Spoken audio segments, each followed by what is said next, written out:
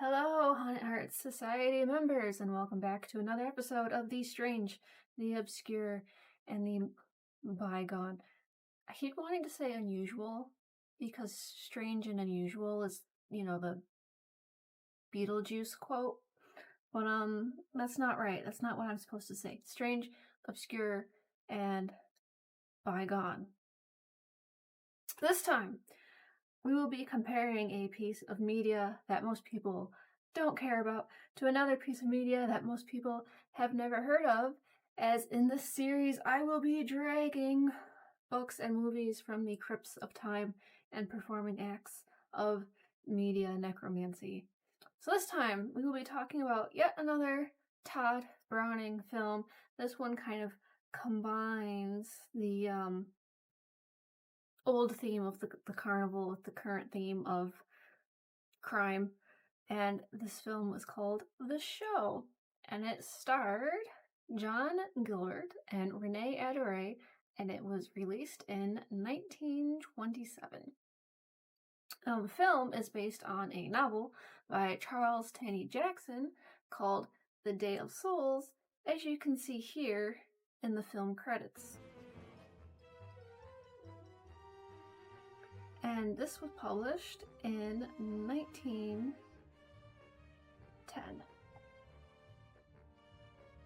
And I happened to be able to find get to the title page.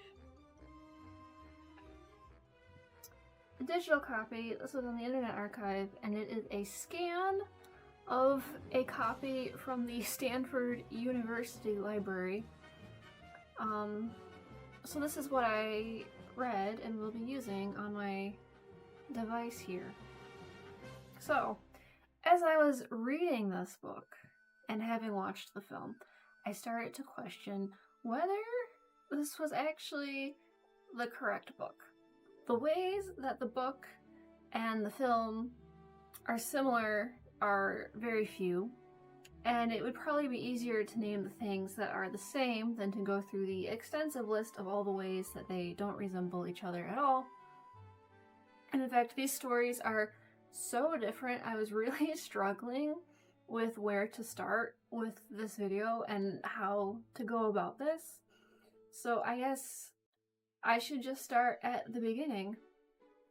And in the film, we open up with shepherds in Hungary, and we're introduced to this character, Konrad Drisky, who's made a big sale of some of his sheep, and his daughter, Lena, who is enjoying her first time in the city with this swell date called Cock Robin, who is the character played by John Gilbert.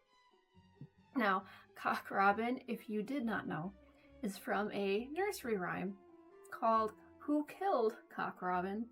Whereas a robin, as in the bird, is murdered. And all the other birds and animals hold a funeral. And I had actually never heard this nursery rhyme outside of the Alice and the Pirates release of a dress print called Cock Robin, Mother Goose, which was released in 2012. The only reason I can see that they used this name for the character, because it is from such a sad, kind of depressing rhyme, aside from the fact maybe because he loses his head as a part of the show, like fake, as a stage trick, and then he almost loses it for real as a bit of a jealousy plot unfolds. But jumping back over to the novel for a minute, so we started our film in Hungary, shepherds, lots of sheep. But we have, I guess, right off the bat, the first similarity, which is a young lady from the country is in the big city for the first time with what she believes to be a swell man. In this case, they are already engaged. And this seems like a good start, right?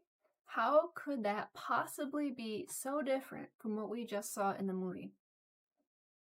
Well, because we find ourselves not in Hungary, not even in Europe, but in San Francisco.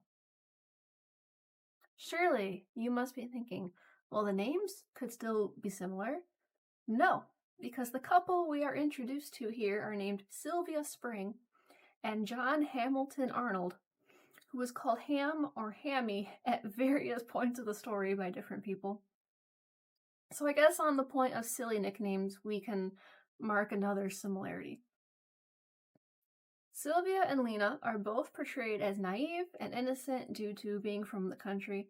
Most of the Day of Souls takes place in Chinatown, which unfortunately also includes a lot of really stereotyped caricatures of Asian people.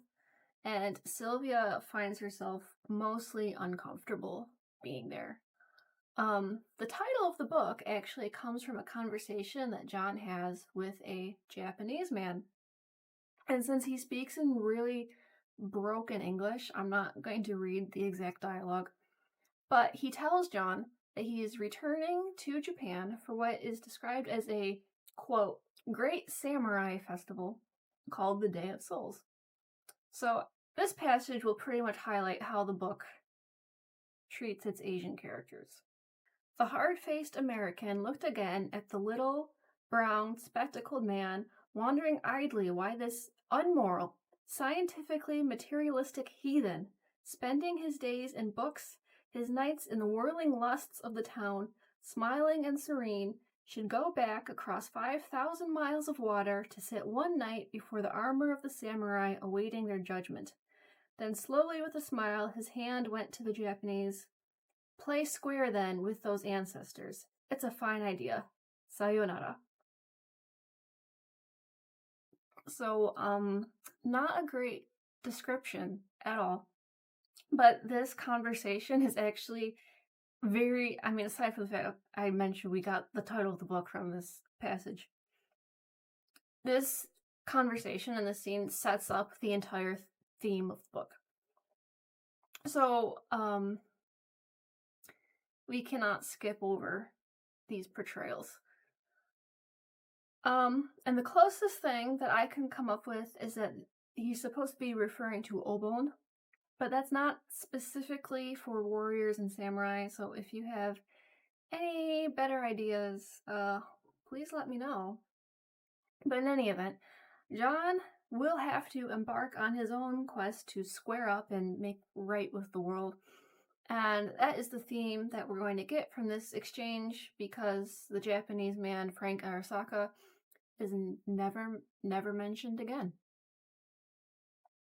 For you see, John and Robin are both less than good men. Robin, going back to the film, is a carnival barker, which of course there's nothing criminal about, even though all the amazing feats and sights of the show are stage tricks and fakeries. But Robin only cares about money, and he manipulates the women around him into paying for his meals and whatever else he fancies, as we can see with poor Lena. And I should probably mention here that the novel has nothing to do with carnivals at all. There is not a single carnival to be found within its pages. John is instead technically a Senate clerk, but he only holds that position in order to assist a corrupt police commissioner into falsifying records and perjuring himself in order to protect certain people in the government as the commissioner needs, in the hopes that it will eventually lead to his imprisoned father being pardoned.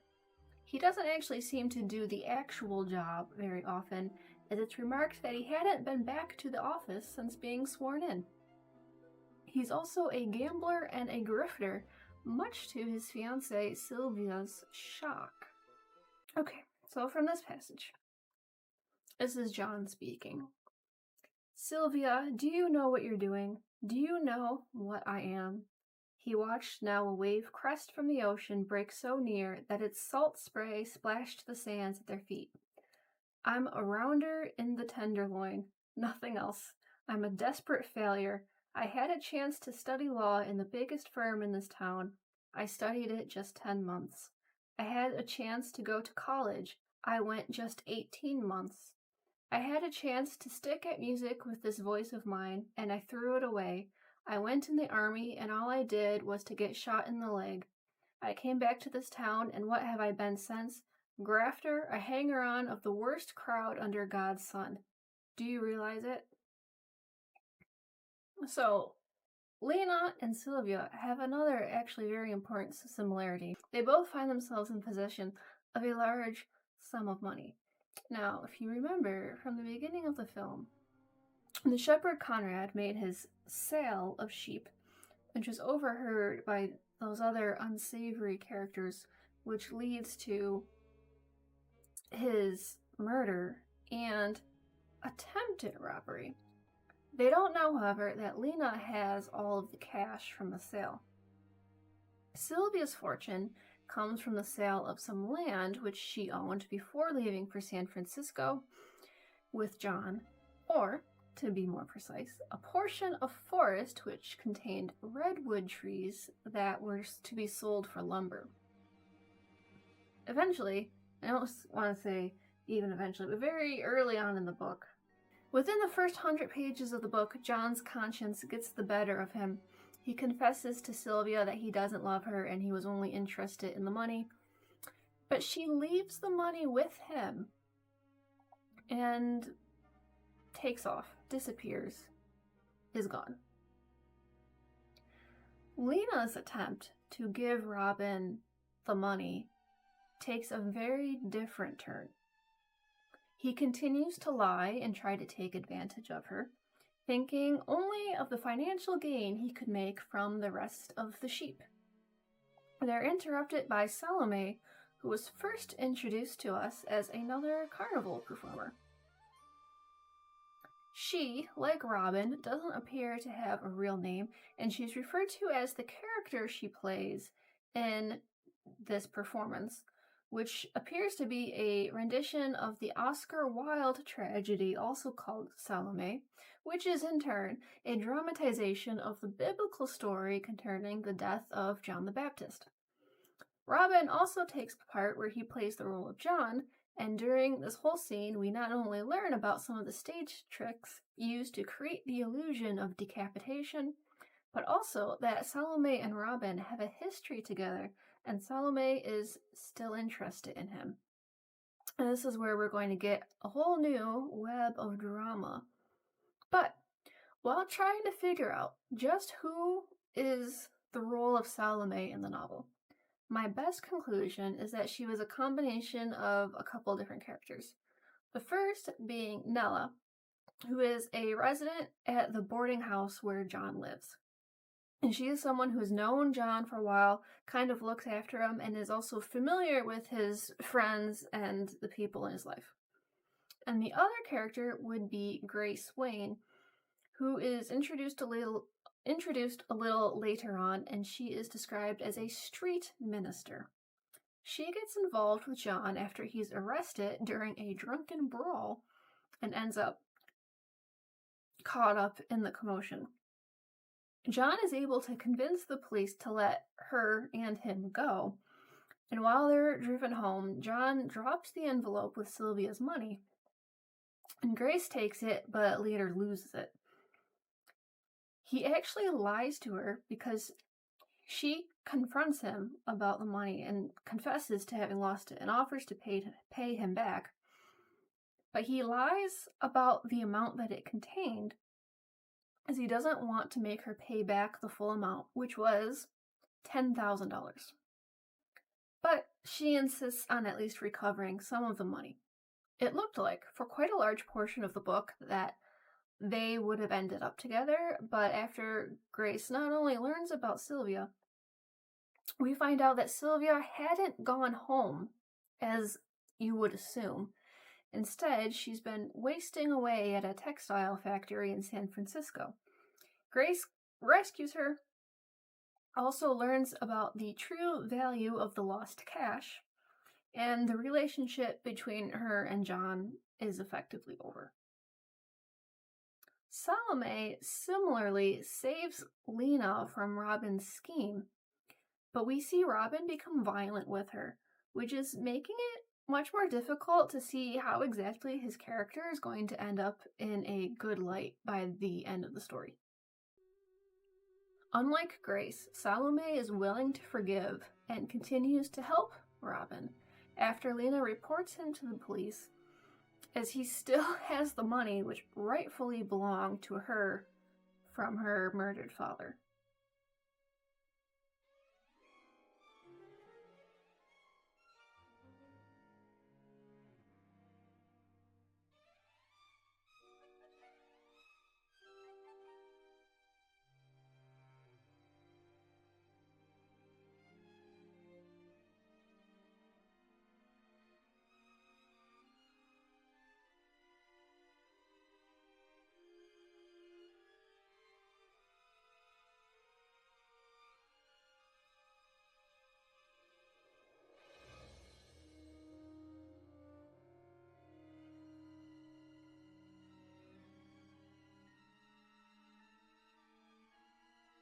John Arnold's story isn't free from death either, but he's somewhat more involved in the incident.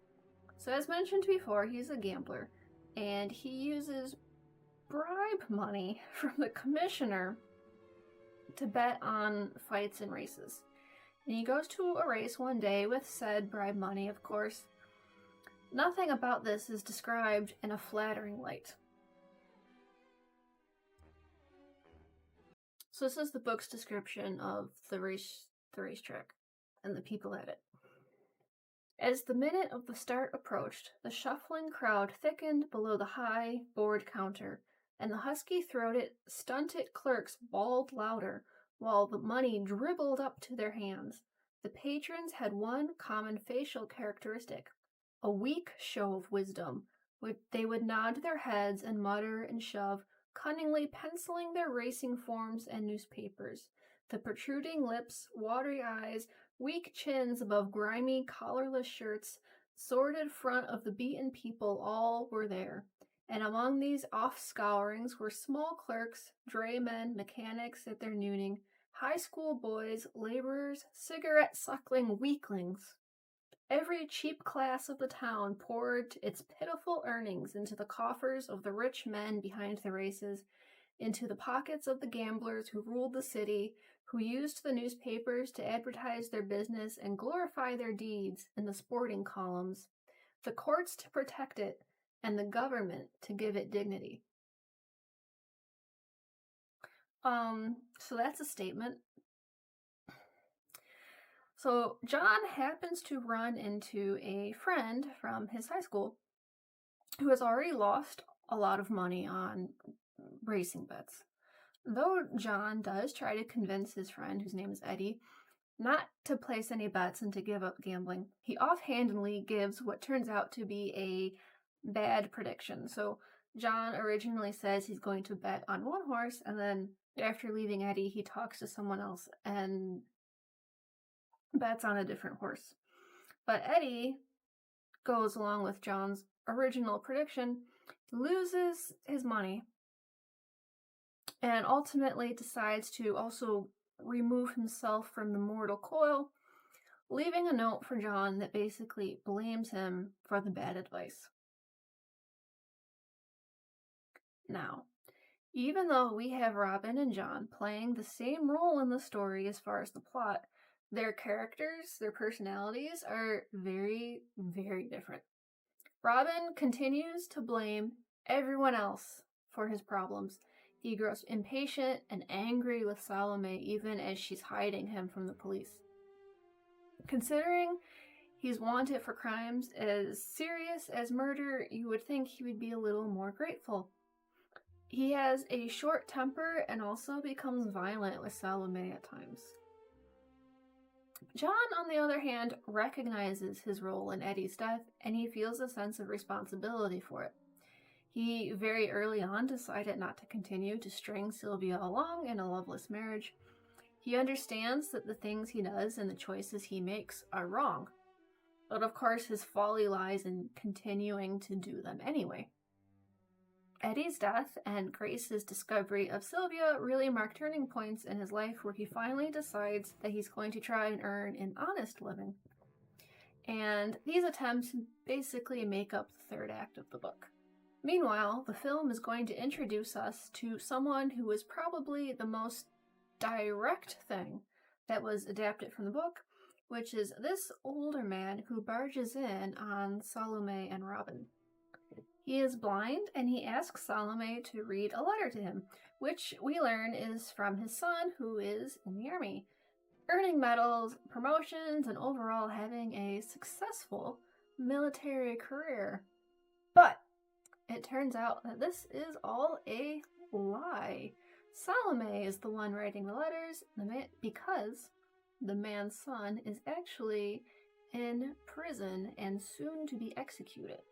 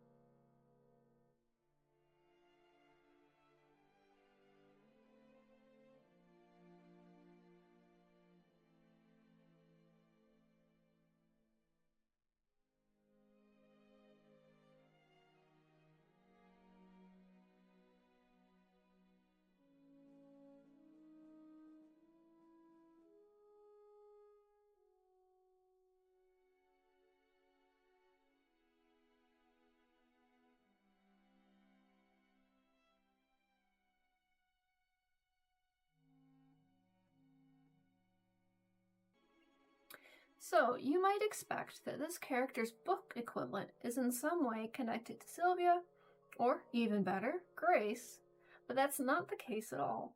The film makes this character more prominent in the novel, and we actually meet the book's old captain very early on. He's another boarder where John lives, and as John was in his lying era, he's actually the one who gives the captain false news about his son's accomplishments. The truth is, this time, the son, whose name was Larry, was John's bunkie in the army, and he is already dead. The young man took the veteran's arm and led him apart from the women. "Captain," he whispered, "it was splendid. The sergeant at the Presidio just returned, he told me. The fellow held an old church all day against thousands. Larry was shot trying to drag a comrade from danger. He'll get the honor medal." The captain started in the infinite issues of feeling. The dim hall light glimmered in his eyes until he saw, through a fulguration of glory, his son, a heroic figure, a symbol of the older republic, clean, ennobled, transfigured. He turned to the dark to hide his brimming tears from Arnold. "Well, well, sir." They saluted each other gravely as two officers at parade. The veteran turned to the stairs. "And Captain, it's all right about the money. Larry doesn't need it. We've arranged so he'll send it to me, and I'll hand it to you. $3 a week. It's fine of Larry. I thank you, sir. The captain's air was brusque. This was irrelevant, this money talk. He went down the front stairs, tapping with his cane, to walk the block in the sunshine, remembering always that a soldier must keep his shoulders back. Arnold stood with folded arms gazing after him. I am an elegant liar, he checked a smile. The captain's got small use for me, Larry. It's tough to go that way. His mind went back to his dead bunkie, to the moonlight nights on the Luneta, to Inez and Josefa and the Tagalog girl at Santa Isabel. He had loved in many ports and byways. He thought of his days of youth, of the price he had paid for them, of the dead trooper sleeping in Samar. A bit of his own life was bound up in the moonlight on the island shores. Maybe Larry was the happier man. Here the captain is a fairly minor character whose importance doesn't really come into play until the end. And in both stories, we see that he believes his son is finally coming home, which puts all the other characters who know about this deceit into quite the pickle. This has been a huge lie to keep up, and the truth could only break the old man's heart. But as it turns out, in both versions, it's not going to matter because the poor old man dies first. In the show, Robin is subjected to this very uncomfortable scene in which the captain believes that he is the son come home. As the actual son faces his execution, the poor father also expires. Robin then learns that the captain is Salome's father, the executed man her brother, and this is going to serve as the turning point in his character that finally teaches him empathy and gets him to change his ways.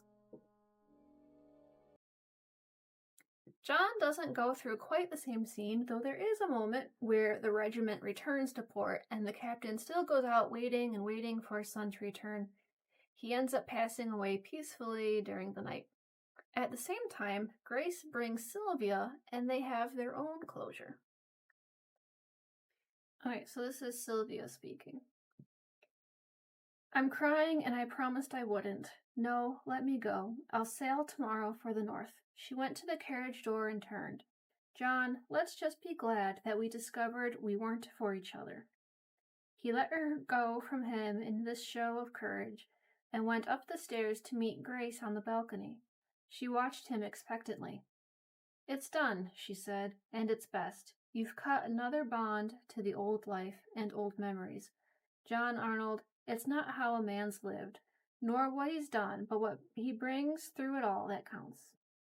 He wondered at this new faith, or perhaps her old, newly seen, out of her fullness of power, disengaging to him a tenderness he had never felt. It seemed that, after all, she had not been so far from him or his world. But he answered quietly, Yes, and I've brought through little. I can show it all so easily. Now, I know I'll never find the highest way, the heights you tried to lead me to. But there's something else for a man. And as she seemed uncomprehending, he added, Come, I'll show you what I mean. She went with him, as Nella had done, to the captain's chamber. She nodded in surprise after bending above the dead man. Then she saw Nella in the window seat. This is the night the fighting men come back, Arnold smiled at her. No man dares face them with his soul unclean.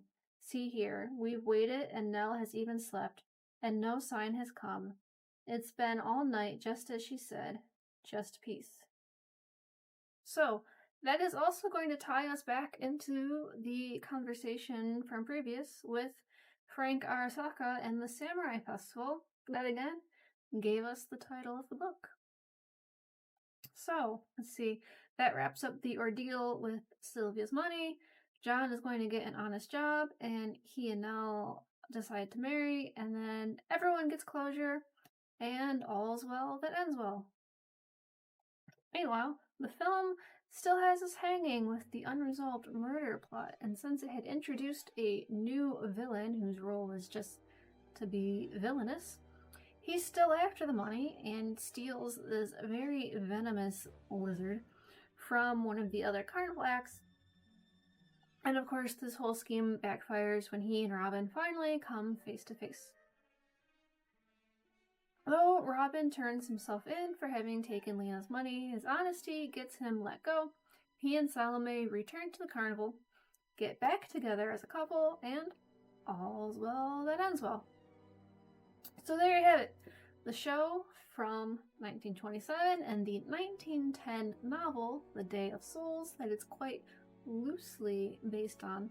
Though ultimately, I think I may have proved that they're more similar than I originally thought. Both deal with the sort of redemption arc of the main character from a money-centric liar to a more honorable and honest person. All the comparisons are in the characters, aside from John and Robin. We have Sylvia and Lena occupying the same role. And of course, the captain being the captain, probably the strongest element as far as similarity.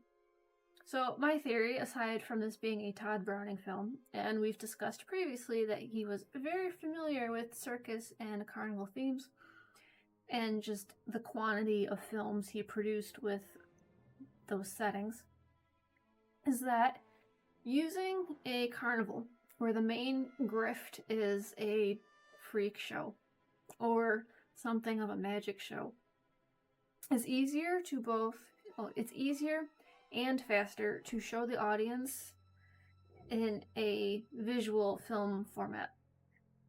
We can just see one attraction after attraction and the different illusions, and then it explains to us how it's done.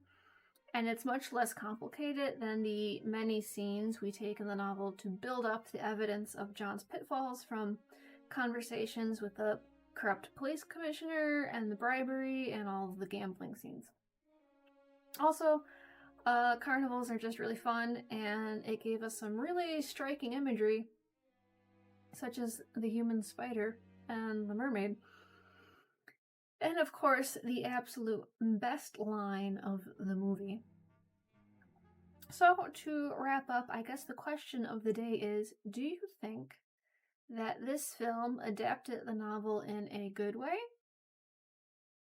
Or how similar do you think something has to be to its source material to be considered an adaptation and not just something inspired by it? And also, which version do you think sounded better, the film or the story in the novel? I will continue reporting back on things that I have dragged out of the depths of time, just because I think it's fun, if not for any other reason. And let me know what you think in the comments below. And if you'd like to see more of this kind of thing, don't forget to like and subscribe.